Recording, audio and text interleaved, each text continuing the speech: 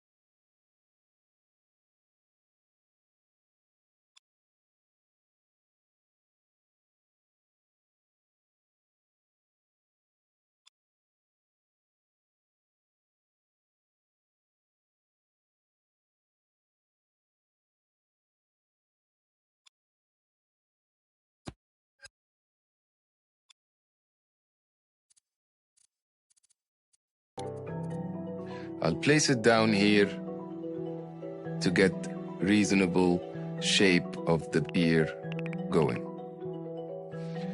And always examine my sculpture, have a look at it from all directions, and make sure that everything looks reasonably cohesive and consistent. When you're ready, move on to the next step. Now to do the eyes, I pick the sphere shape and place the sphere in the middle of the eye groove. The size of the eyeball is about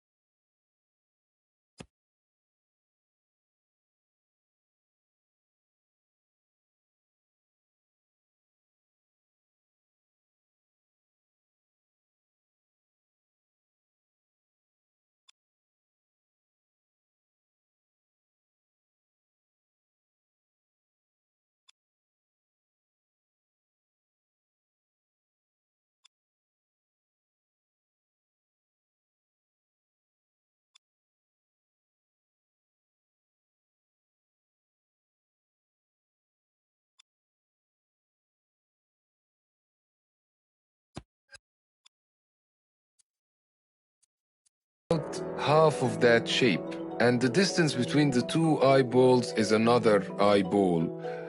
So I'm just trying now to place the first stamp of that eye in a relatively good position. To help me do that, I'm actually going to stamp that first eyeball in the middle, which is the distance between the two eyes. I will put it there as a guide for me.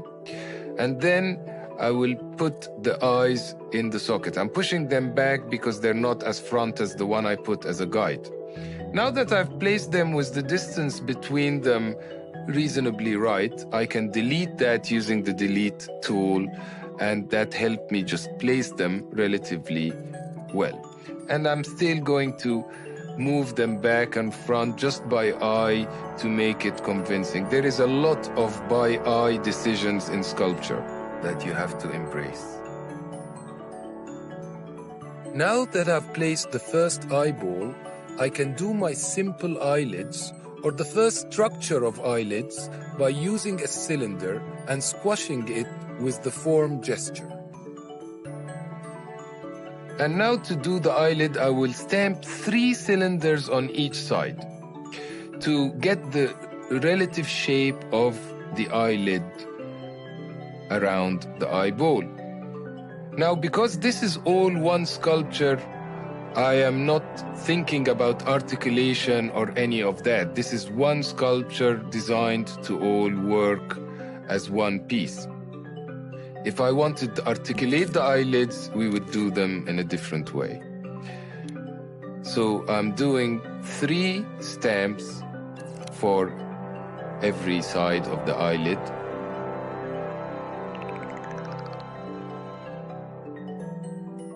And then moving them with my move tool to get them in better position. And examine and look around at my eye. Usually this is the point where the eyelid is widest. On the top side, it's 1/3 towards the nose, and on the bottom side, it's on the other 1/3 towards the ear.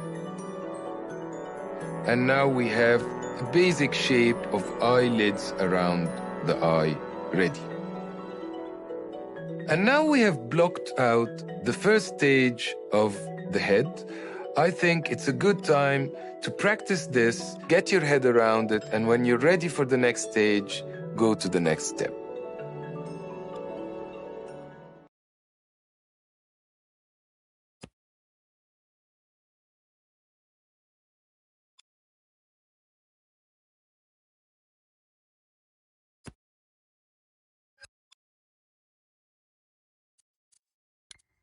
Now we begin the second phase of our head masterclass, where we add more detail to all the face anatomy and the upper body. Now to add some more detail to the cheeks section.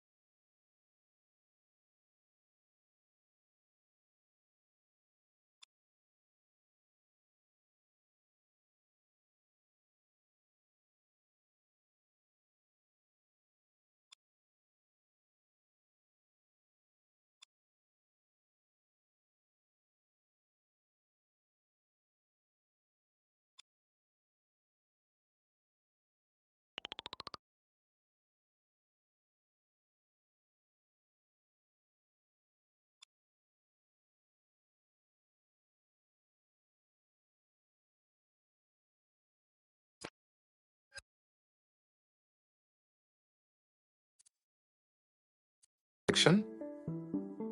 In this area here, I will add some cheek muscle. So the shape I need to use again is the sphere. I tend to use the sphere a lot in the early point of making a head. Squash the sphere using the form again into this sort of shape. And then make it the right size of the top part of the cheekbone and soft blend it using our soft blend and go around the edge of the face where the ear and the indentation of the skull are and place the first edit of the cheek. And then using the exact same edit, I just put another one beside it just to blend it a little bit nicer towards the nose. Now, using the sphere, I will flatten it to get as flat as I can shape with the sphere and turn round off the cheek, climbing on the nose like that. There is a muscle that goes on the side of the nose under the eye that is around here. Then I'm just moving the nose a bit, always sort of adjust and modify as you go. It's not because you put something once that you can't adjust it again. The whole process of sculpture is moving and removing your edits till you're happy, or at least this phase of it. So now the top part of the cheek muscle I've bulked up, and I can then get the cylinder shape and flatten it a little. And now, to emphasize the cheekbone, I will do a cut under that soft addition that we did to the cheek. It's nice to see the cuts in full sharpness first and then soft blend to help you make that sculptural decision. And I'm just moving my hand till I get the right shape. I place a cut. No, it's a little bit too deep. Undo. Try again. And move my hand. Yes, that's a little bit better. Use the other end of the cylinder to do the return of the cheekbone again. So I used one end of the edge of the cylinder base and the other end to do that sort of S shape.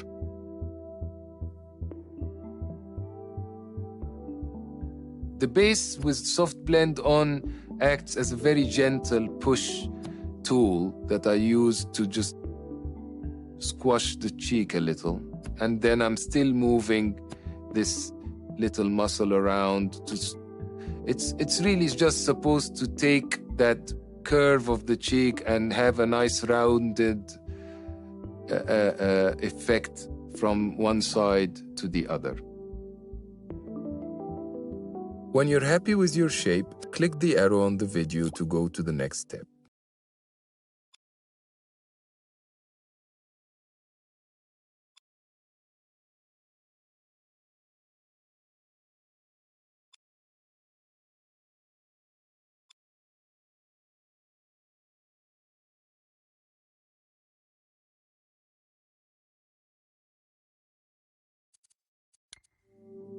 Now we're going to add some detail to the jaw section. And what I need here is the sphere shape again. And I will use the form to stretch it into this very elongated ellipse. And I'll basically want to emphasize the jaw shapes just on the very edge of the face by placing one of those long ellipses on this end of the jaw and the other one on the lower end.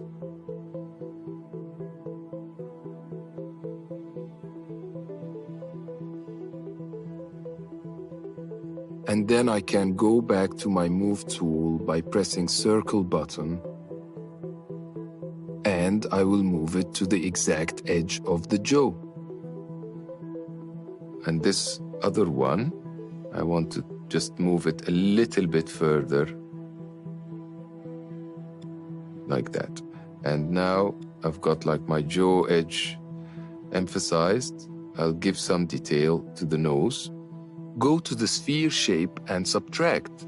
And now using the subtract, I want to sort of tighten the top part of the nose, push it a little bit to taper, get that taper shape of the nose, smaller at the top and widening towards the bottom. With soft blend, I've tapered the nose. Then go back, reselect the sphere shape to get it back to uniform sphere. And with some soft blend, I will do the two nostrils and the center nose bowl shape. I can just place them roughly where they're supposed to be, and again, I will move them around using the move tool, but just two for the side and one in the center, like that.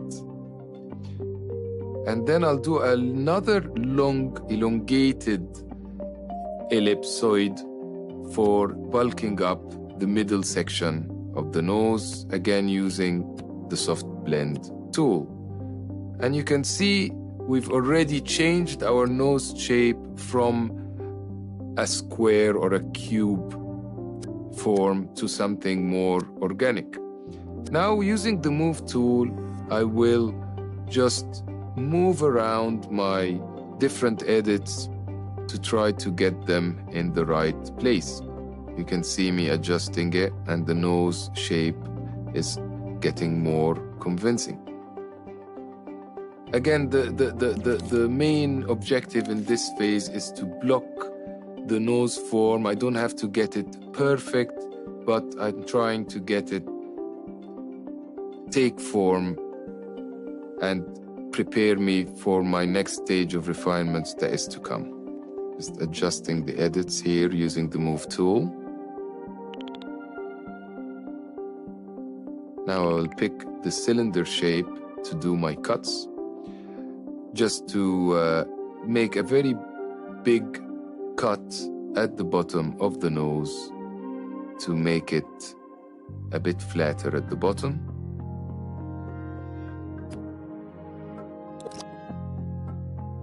Move it around till I'm happy.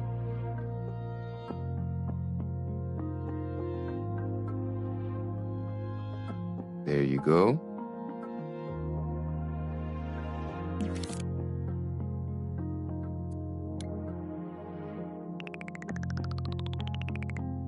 And now, using the sphere shape, I'm going to cut two holes at the bottom of the nose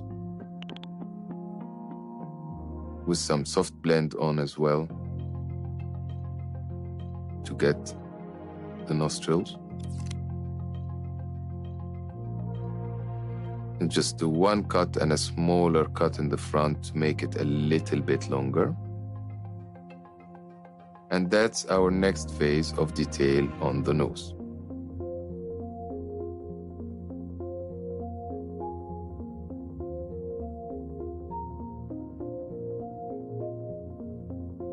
I'm using the stretch tool here to just push the nose a little bit inwards, just like that. Move on to the next step when you're done.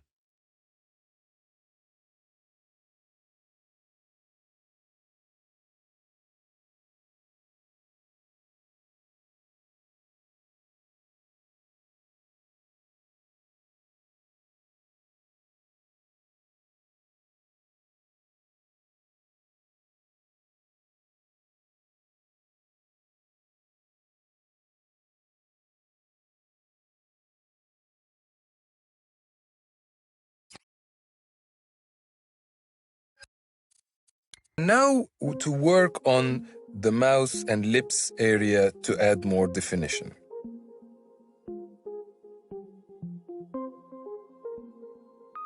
I'll pick the cylinder shape again and switch to the subtract side and see if I can flatten the top of the mouth a bit more to get a better shape. Not every time I have an idea to do a refinement, I have to commit to it. Like, for example, now I keep putting the cylinder at the top and I didn't find a shape that felt right. In fact, the shape that we really need to do now is to extend the mouse from the sides a bit more, using the back of the cylinder to extend the mouse shape to the center point of the eyes, as we said earlier. Now that cut with a bit of soft blend and it feels right. The mouse is the right sort of proportion that ends at the middle of the eyes. Again, to see if I can try to get a curve at the side of the lips, I'm using the back of the cylinder with a bit of soft blend again. But it feels at the moment too fussy and unnecessary to put that now.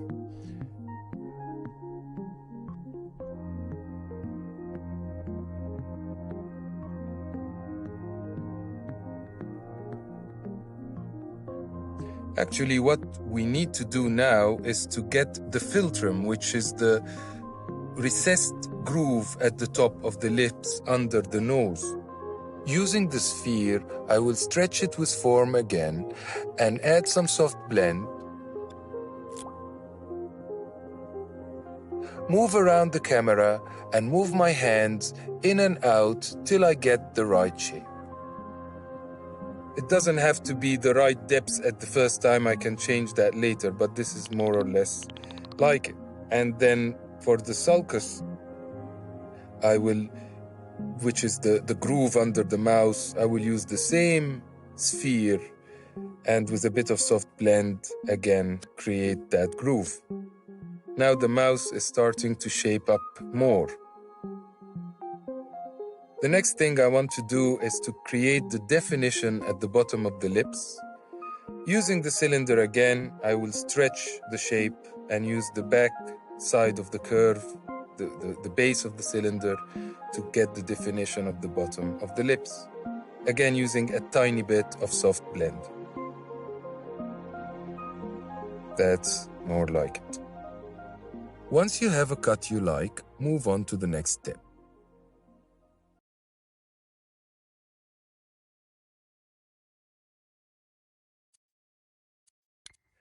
Now to add some bulk to the lips, I will use the very thin oval shape again and start with that center part of the lips, this almost like a V shape that we start with around here.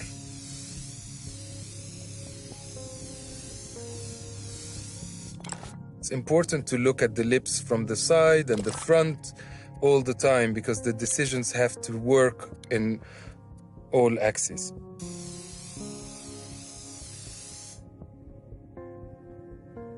And using the same ellipse, I will add another edit beside the first one just to accentuate that V shape, always looking from all directions. And then I will stretch the sphere even longer for the sides of the lips and place them around here. Always following the contour of the face. And now we got the top section of the lips. I will just add one more between the center part and the side part to connect them a little bit better. And again, using the same shape, the same sort of stretched egg shape, I will add small additions at the bottom of the lips to get a bit of rounded form to them. Now using the back of the cylinder, I will adjust the top part to get the center. See, this is what I mean by the diagonal line. To get the top part of the lip, I'm exploring which part of the cylinder will give me the cut that I need.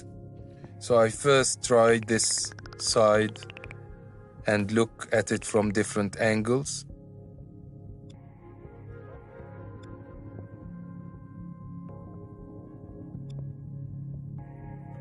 place the edit. Actually, not right.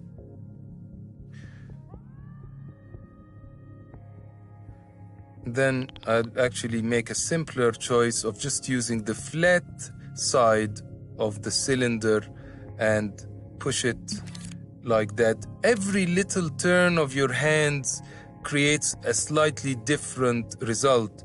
That is something that you have to keep trying with time till your eye and hands are more sympathetic to one another. I will now clean up the Philtrum area again, because due to this cut, I needed to adjust the Philtrum again using the same stretched sphere with some soft blend.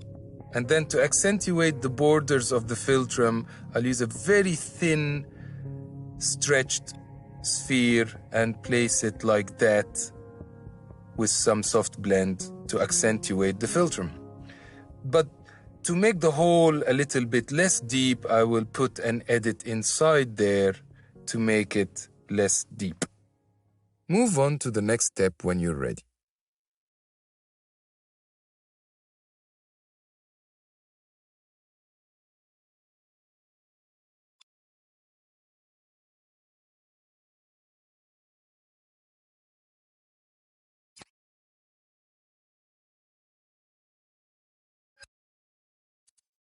And now to work on adding some detail to the ear. The first bit I'd like to do is that small bit that hangs at the bottom of the ear. I don't really know the name of it. Using a flat, soft blended sphere, I create that shape. And then using the same sphere, I will just extend the groove behind it a bit more like that. It's very important to just know the shapes that you need to do rather than know the medical anatomic names for everything. Then I stretch the sphere one more time to create the section inside the ear that curves in a way that reflects the exterior of the ear. Using the back of the sphere, I sort of protrude it through like that. Again, switch off the soft blend to see better and then turn it on to blend better, if you see what I mean. That's exactly the curve I want to kind of repeat the curve of the ear again. And now using a small soft blended sphere, I will create the whole of the ear, just like that, like I'm making a little cave inside the ear. A few edits like that, all behind that bit that protrudes that we put first.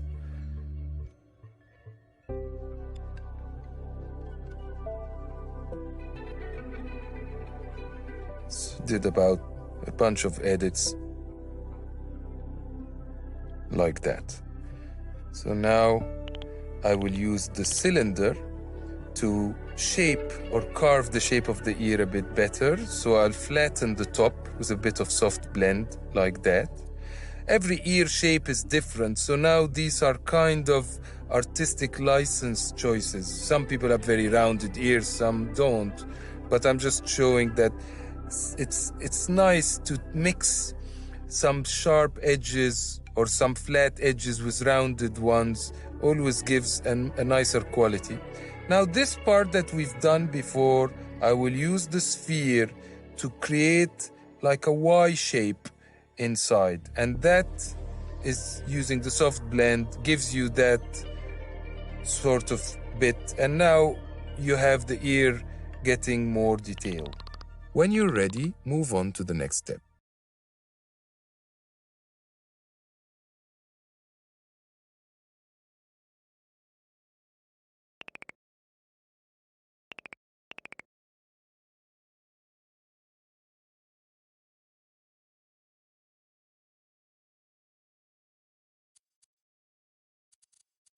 And now to work on the brow area, I will use the sphere to add some detail there.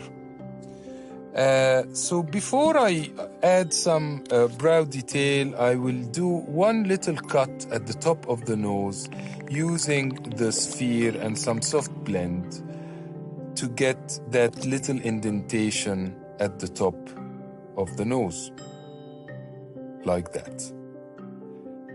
To add the brow detail, I will just use the soft blended sphere. The first edit goes around here like a V shape, like that. I don't mind that it's a bit too extruded at the moment. I can push that a bit with the move tool. I'll just put a long one on the side to round off the top of the brow and another long one here. And then above them, I will just do a very big rounded one here to create the forehead lines, and the one more above it and a little bit tucked inside the head. Now to modify them, I will use the move tool and push them inwards so they don't extrude that much. Keep modifying their shape so they blend nicely into each other, looking at the model from all the different angles. I find that sometimes looking at the head from the bottom makes you see the angles and the curves better.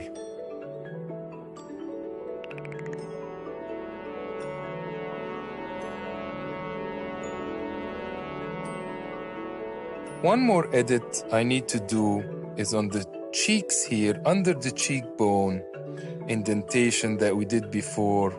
I'll use a big flat sphere and put that edit with soft blend under there to give it some more bulk and not have it very accentuated as it was before.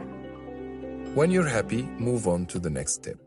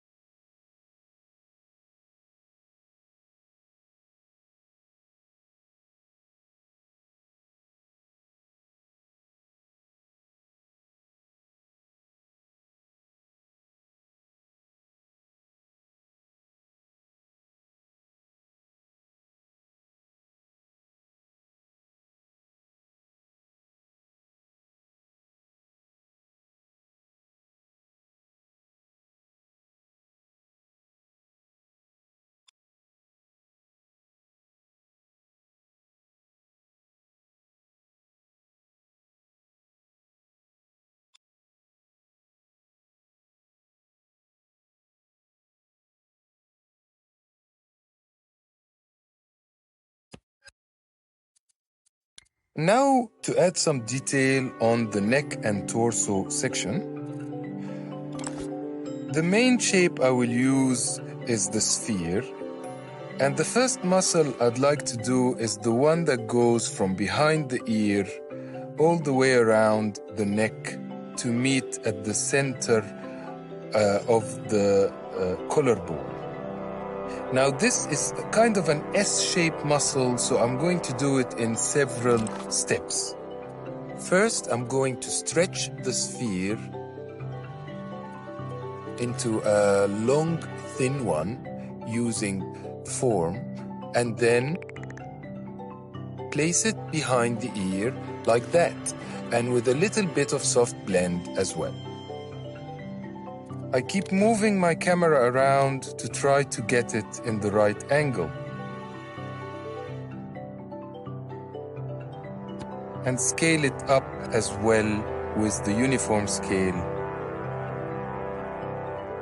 And now I place the first one, I place another one at the bottom and another one, and as I'm placing them, I'm scaling them down a little bit until they both meet each other at the center to create that V shape at the bottom of the neck. That is the kind of shape we're looking for.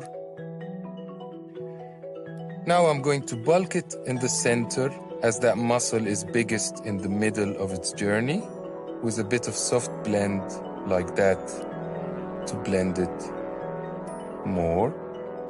So now this is the muscle going from behind the ear to the center. I exit my sculpture and modify the tilt of the head a little bit. And that's really why we did them in two different models. To get the tilt of the head right in a sculpture is very difficult, and it's much easier to have it in a separate part so you can tilt it after the fact and move it to get the exact right head tilt. Once you have a good position, move on to the next step.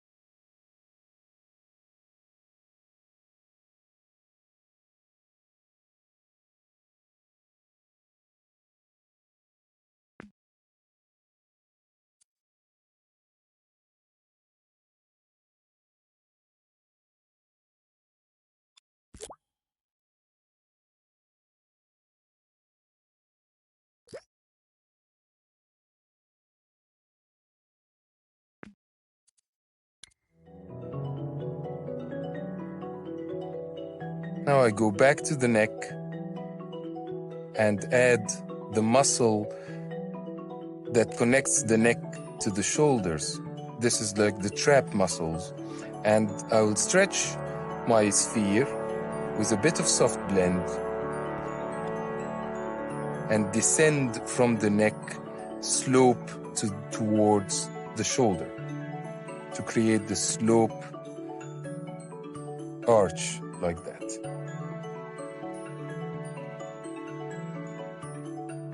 Now, you can see the pedestal is really getting in the way when I'm working on that lower section. So I'll use this feature here which hides everything else. By just pressing on the button, everything in the scene is hidden except from the sculpture that I'm working on. Now I'm going to work on the throat section, again using the sphere, stretch it, and place a bunch of edits, one at the top and one at the bottom, sloping inwards like that. Now I turn on everything again, and I can see I've added that muscle in that awkward space a bit easier. Move it a bit with the move tool to the front to arch like that. That is the kind of shape I'm looking for.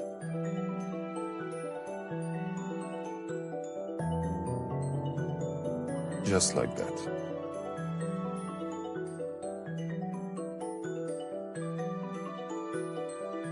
Now to do the collarbone, I will stretch the sphere into a very long, thin shape like that.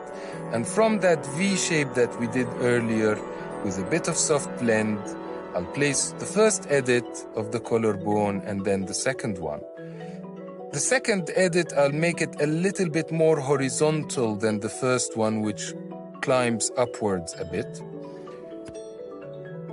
They create that sort of shape, and then I will do almost the mirror image of that two edits on the back to describe the top part of the scapula bone on the back.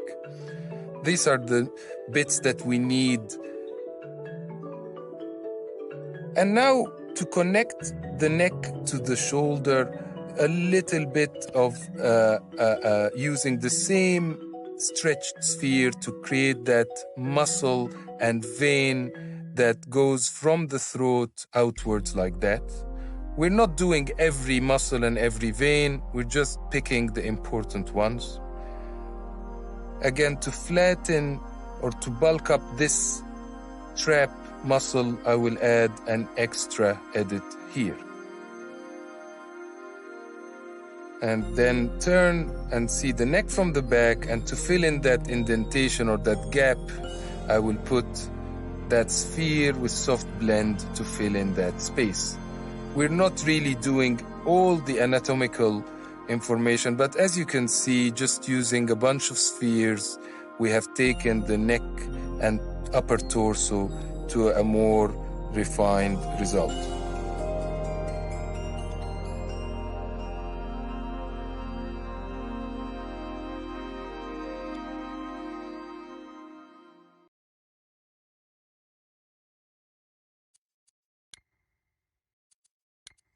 And now we're about to start phase 3, where things get more organic.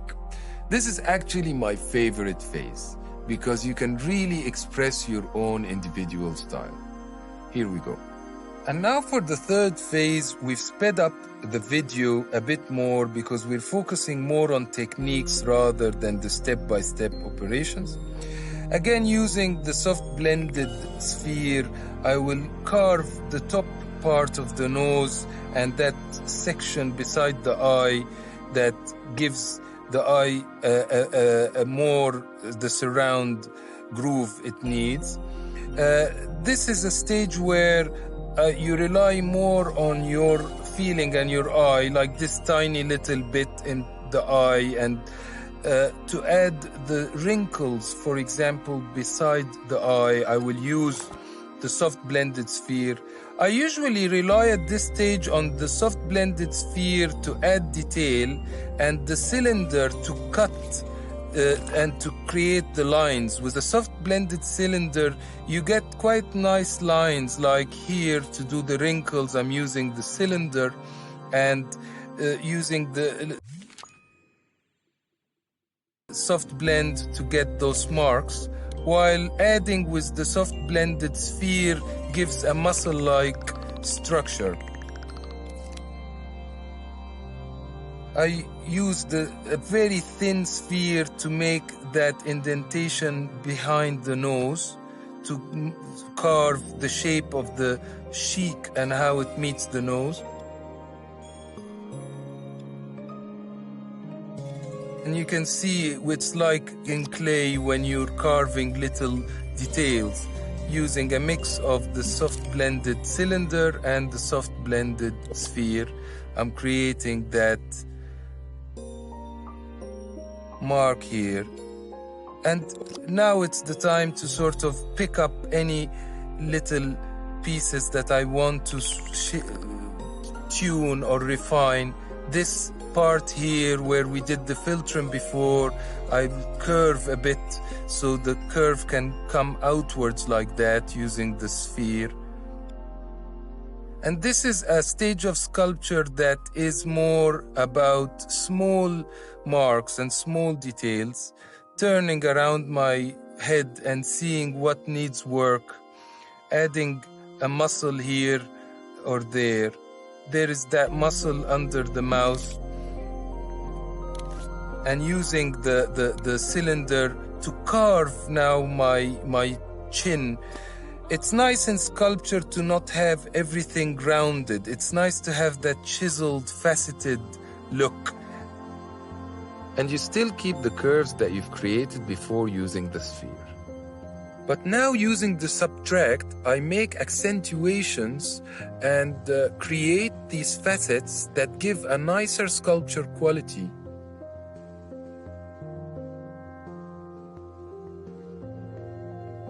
So it's like a stage where I turn, like this little cut here around the ear to make the shape more sculptural and anatomically satisfying. It's all about going around the head now and cutting and carving to describe the shapes with more sculptural sensibilities.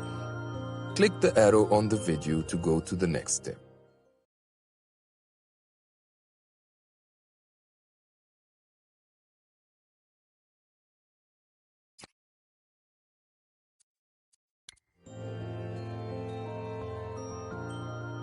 The eyelid that we created before using the 3 cylinders that we stamped, I can now do extra cuts on it to carve it. The head as well, adding those facets like we did to the chin. And when you turn soft blend on, it softens the cuts, so you can go between very sort of semi-sharp cuts to softer cuts. Move a bit around like the bottom of the eye. Very refined small decisions that add more sculptural detail. Now I've changed to the smear tool, and this is a different style of sculpture than what we've done so far. This allows me to do a more chiseled look, and to do that I'm going to pick a mixed color to do the hair. Like now that I am picking just one color, you can see that it just puts it in black. Instead, I'll pick several tones of dark colors, of black tones and dark blues and dark reds, and drag them onto the color mixer to get a variety of tones in my smears. So see the smear places multiple edits in one press, so you can actually paint with your sculpture rather than place one careful edit after the other. I kept this technique till we got to a good place with the head, and I'm going to use the smear tool to make the hair, as the hair is more forgiving and we don't have to be very correct with the marks we're making. So using the smear tool for hair is not a bad place to start, as you move your hand fast and it makes sculptural marks. I still have my mirror on. I've turned on the looseness tool as well, which is on my secondary motion controller, and it adds this fuzziness to my sculpture by pressing and twisting. And all the shortcuts I'm using are going to be written on the side of this masterclass. So using the loosened mark, and I'm using the smear tool now to create the hair. And as you can see, I'm still turning around my shape. Because I chose a mixed color, the color is not just coming out as one brown tone, it's picking different shades that I have picked in my color mixer.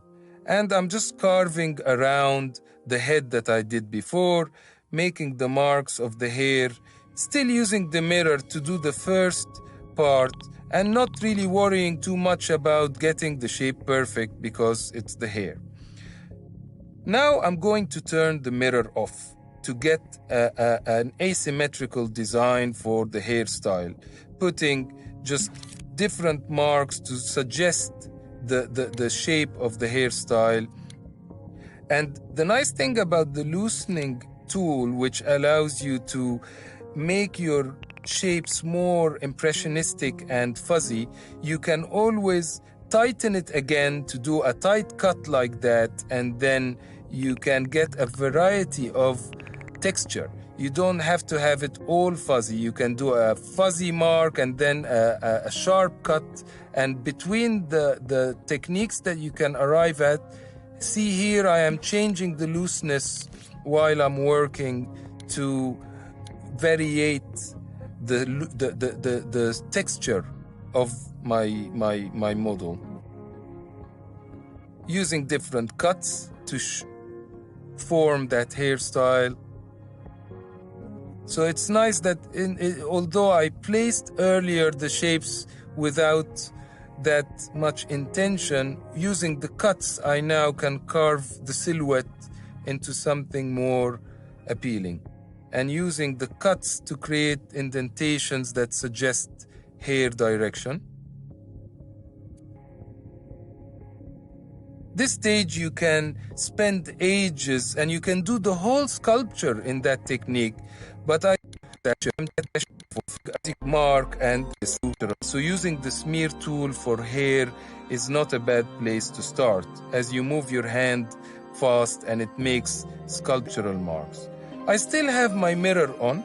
I've turned on the looseness tool as well, which is on my secondary motion controller, and it adds this fuzziness to my sculpture by pressing and twisting. And all the shortcuts I'm using are going to be written on the side of this masterclass. So using the loosened mark, and I'm using the smear tool now to create the hair. And as you can see, I'm still turning around my shape.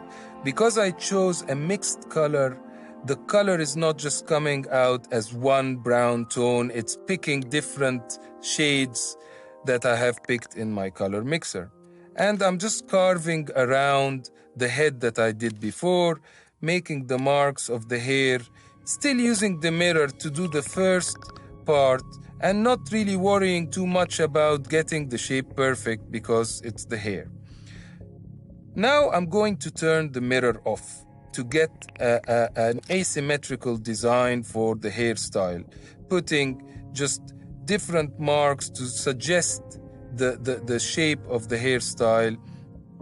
And the nice thing about the loosening tool, which allows you to make your shapes more impressionistic and fuzzy, you can always tighten it again to do a tight cut like that, and then you can get a variety of texture. You don't have to have it all fuzzy. You can do a fuzzy mark and then a sharp cut. And between the techniques that you can arrive at, see here I am changing the looseness while I'm working to variate the texture of my model, using different cuts to form that hairstyle.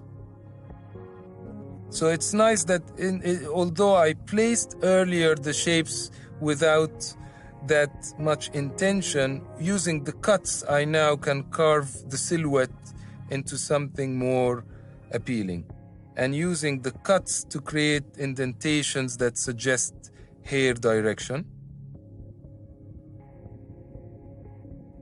This stage you can spend ages and you can do the whole sculpture in that technique, but I thought to show it to you on the hair rather than doing the whole sculpture with it, just to get a taster of what that style of sculpture looks like. It's more sketchy.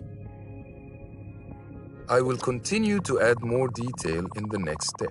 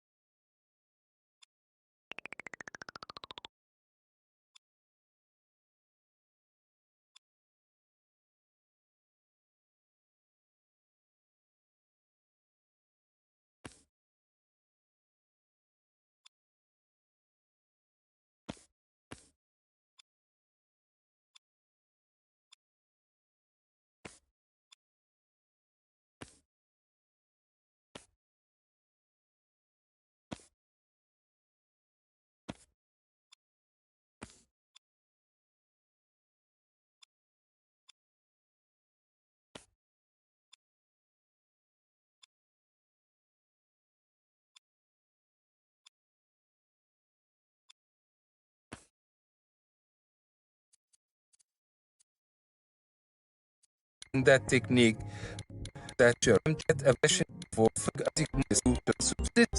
puts it in black. Instead, I'll pick several tones of dark colors of black tones and dark blues and dark reds and drag them onto the color mixer to get a variety of tones in my smears. So see, the smear places multiple edits in one press, so you can actually paint with your sculpture rather than place one careful edit after the other. I kept this technique till we got to a good place with the head, and I'm going to use the smear tool to make the hair, as the hair is more forgiving and we don't have to be very correct with the marks we're making. So using the smear tool for hair is not a bad place to start, as you move your hand fast and it makes sculptural marks. I still have my mirror on. I've turned on the looseness tool as well, which is on my secondary motion controller, and it adds this fuzziness to my sculpture by pressing and twisting, and all the shortcuts I'm using are going to be written on the side of this masterclass. So using the loosened mark, and I'm using the smear tool now to create the hair. And as you can see, I'm still turning around my shape. Because I chose a mixed color, the color is not just coming out as one brown tone, it's picking different shades that I have picked in my color mixer. And I'm just carving around the head that I did before, making the marks of the hair, still using the mirror to do the first part, and not really worrying too much about getting the shape perfect because it's the hair. Now I'm going to turn the mirror off to get an asymmetrical design for the hairstyle, putting just different marks to suggest the shape of the hairstyle. And the nice thing about the loosening tool, which allows you to make your shapes more impressionistic and fuzzy, you can always tighten it again to do a tight cut like that, and then you can get a variety of texture. You don't have to have it all fuzzy. You can do a fuzzy mark and then a sharp cut. And between the techniques that you can arrive at, see here I am changing the looseness while I'm working to variate the texture of my model, using different cuts to form that hairstyle. So it's nice that although I placed earlier the shapes without that much intention, using the cuts I now can carve the silhouette into something more appealing, and using the cuts to create indentations that suggest hair direction. This stage you can spend ages and you can do the whole sculpture in that technique, but I thought to show it to you on the hair rather than doing the whole sculpture with it, just to get a taster of what that style of sculpture looks like. It's more sketchy. I will continue to add more detail in the next step.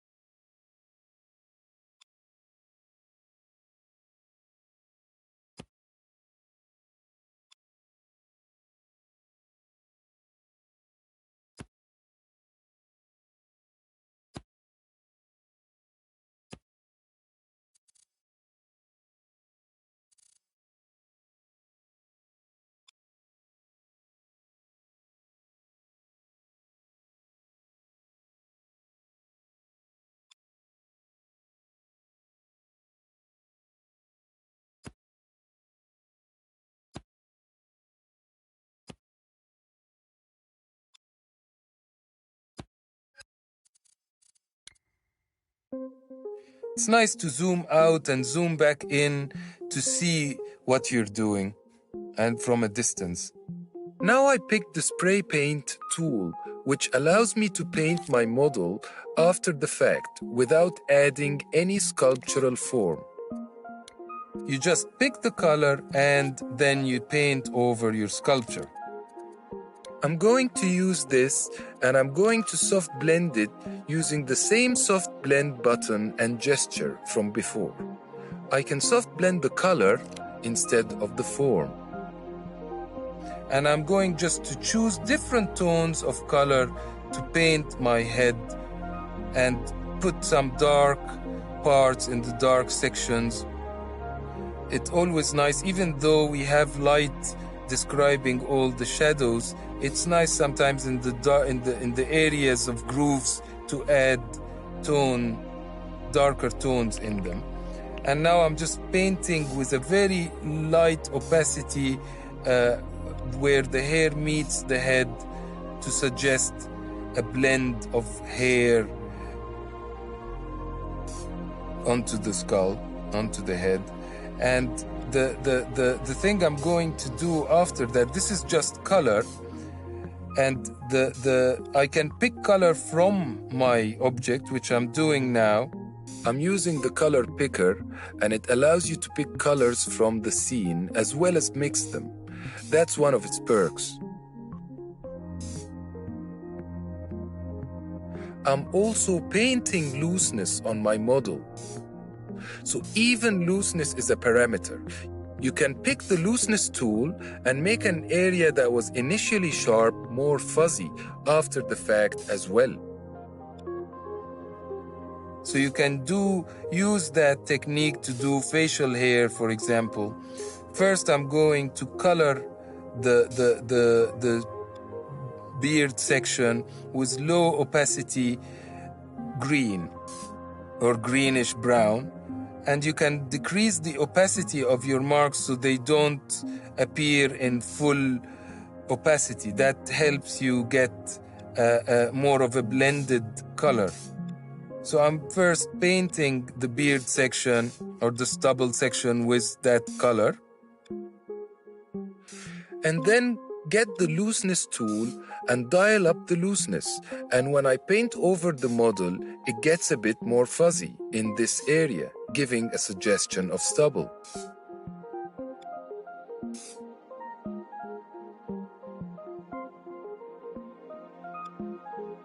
That's a nice technique to use it to do hair or to use it to do grass in a scene. It's pretty useful.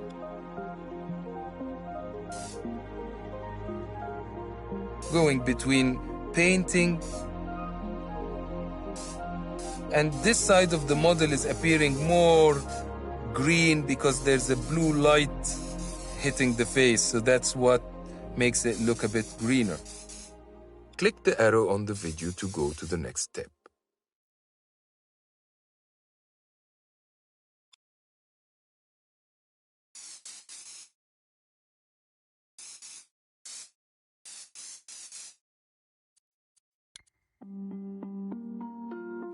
Now I go back to sculpting again.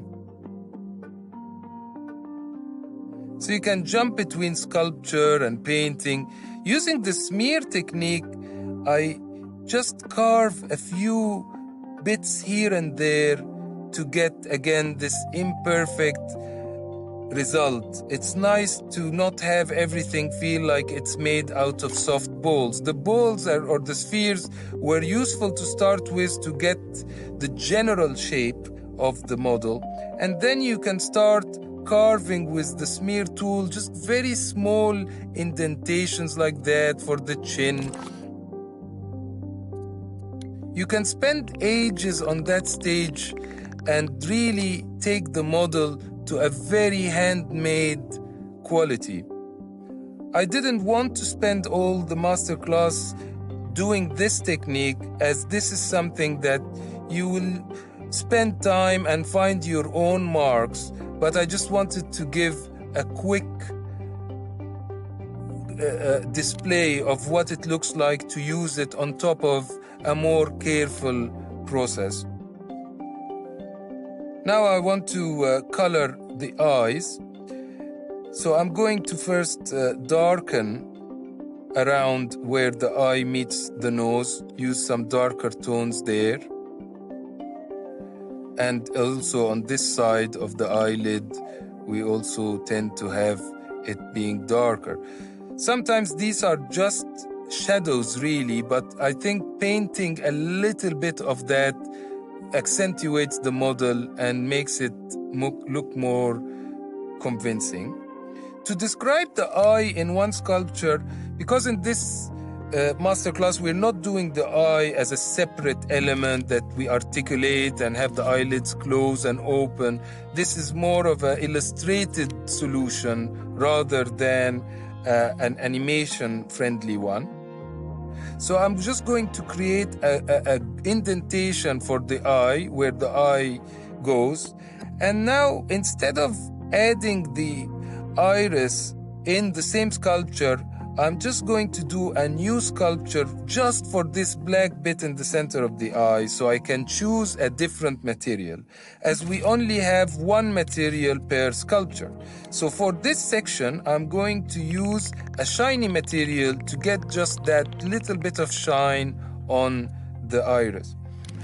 So you can see you can have variety of materials in one model using this technique. You just create a new sculpture and then you place it, intersect it with your other one, and you have a variety of shininess. The main head is matte and this part alone is shiny. Now I go back into the previous sculpture and paint around it with a dark color to blend it more and not make it stand out. that starts to work. Always looking at it from a distance.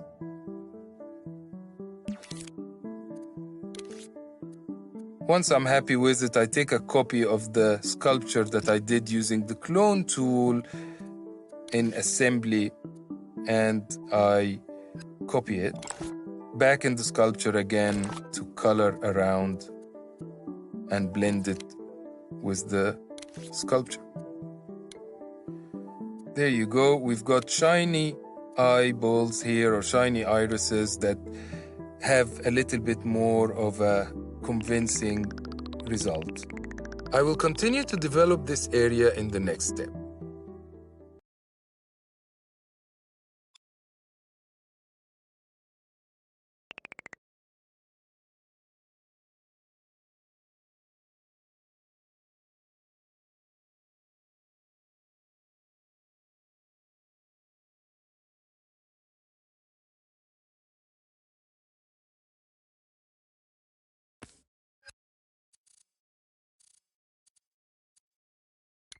To do the eyelashes, I still want to sort of tighten the eyelid a bit more, because the eyelid is quite a complex shape. Initially, we started with the cylinders, but now that we're in this stage, we can cut further and just blend it more into a more flowing shape that is thinner and more convincing. You can spend much more time just doing that until the shape is completely right. It's always nice to work from a reference photo or even a reference sculpture that you have beside you, so you can try to recreate that. Now, back in my sculpture, using a very loose cylinder that I've used the looseness dial on to get it to look as fuzzy as I can. And I'm just drawing the eyelash on top where the eyelid ends. And because it's a male bust, just try to make it thin enough to work. It's a fine-tuning. You have to sort of keep looking, zooming out, making it smaller, making it bigger, till it works.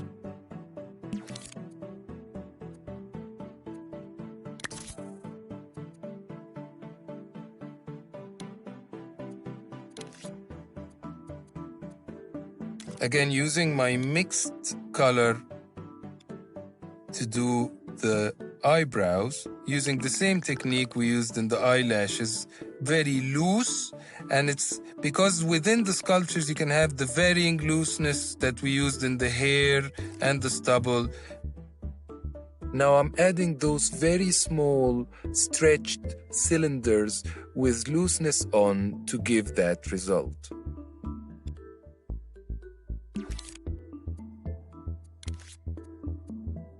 I'm not really expecting you to follow everything I'm doing here. This section is intended to give you insight into some sculptural techniques. Click the arrow on the video to go to the next step.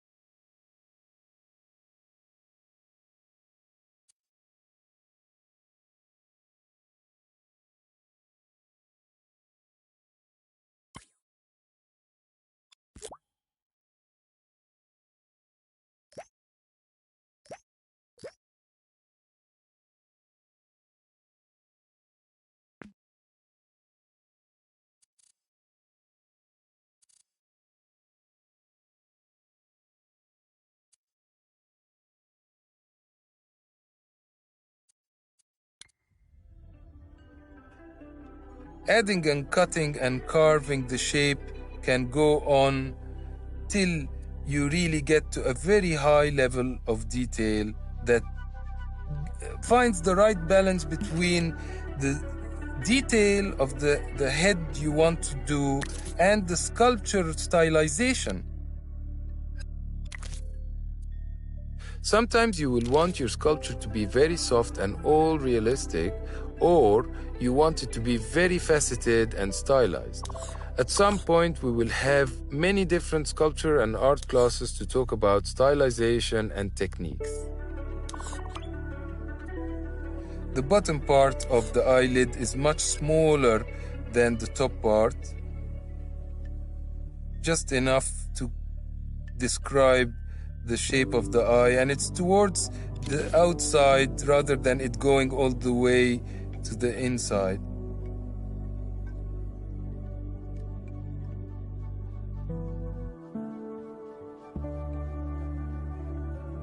And after I've added a few sculptural edits, now I'm just using spray paint, only to do the last part. So I can go from adding sculptural additions to just painting over the model. And every time you catch your model from a different angle, you can go and correct and modify.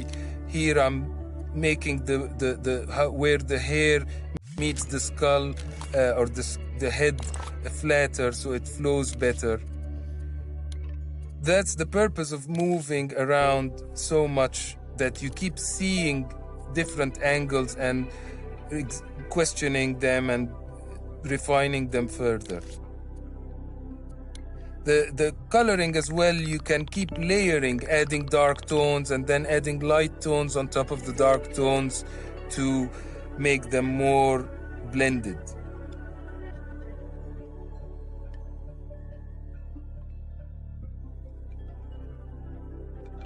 Here I'm just adding the muscle that makes the indentation of because there's a muscle that comes on top of the eyelid. The eyelid isn't that big. We do the eyelid huge first, and then in the very end you cover it with that muscle that goes on top of it. And you can do that technique of softening areas as much as you like. But that takes our model to a more refined result and shows you a very quick insight into some more techniques that are useful to see. Now I will show you how to save your work from this scene. First, select both parts of the bust. Then open the Assembly menu and hit Group, which is in the Context menu. Now, with the group selected, click Save as a New Creation in the Context menu and follow the instructions.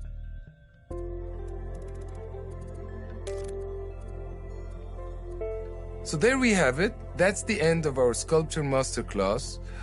I hope you found it enjoyable and you feel inspired to make your own masterpieces. We're looking forward to seeing them in the Dreamiverse.